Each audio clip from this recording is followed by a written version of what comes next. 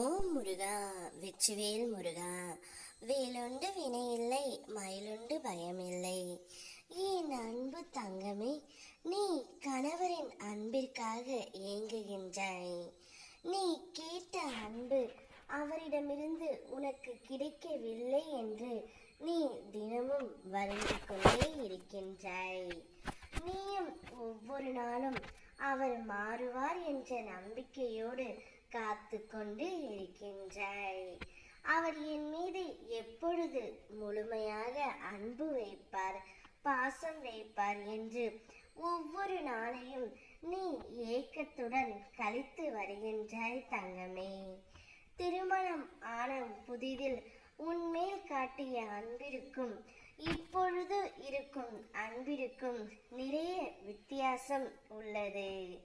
அன்பு குறைந்து விட்டதாக நீ எண்ணுகின்றாய்.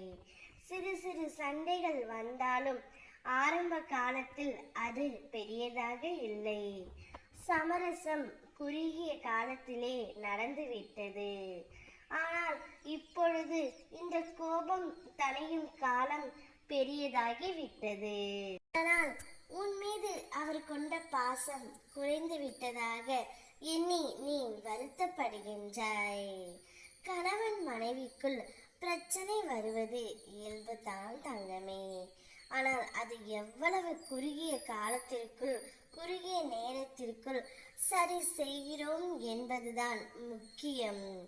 அவரும் உன்னை நினைத்து கவலைப்பட்டு கொண்டு தான் இருக்கின்றார்.